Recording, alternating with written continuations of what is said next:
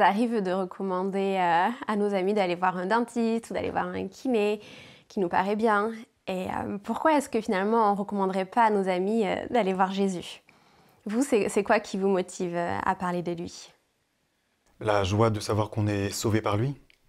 Je veux dire, c'est quand même Jésus a quand même quitté son ciel de gloire pour venir mourir pour nous.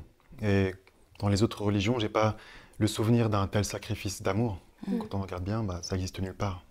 Ouais.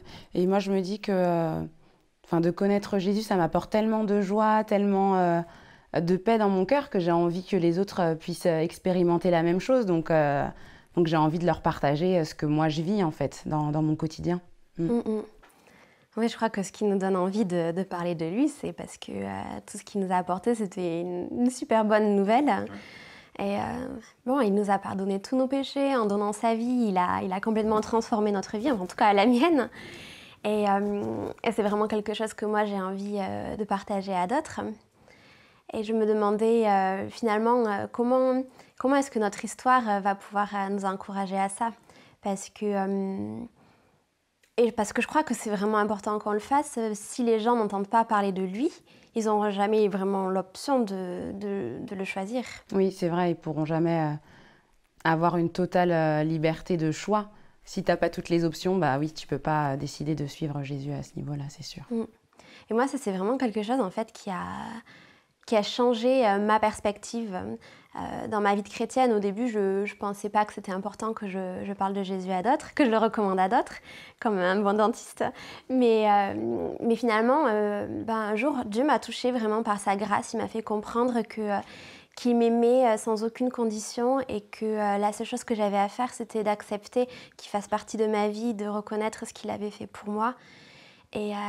Et puis là, j'ai réalisé que finalement, la chose qui empêchait le plus mes amis de mettre leur confiance en Dieu, c'était que pour eux, croire en Dieu, c'était adhérer à un système religieux contraignant. Et ils n'avaient aucune idée que Dieu est un Dieu de grâce. Ouais. Et en fait, quand j'ai réalisé que c'était ça le blocage, finalement, je ne pouvais pas m'empêcher de parler à tous mes amis de la grâce.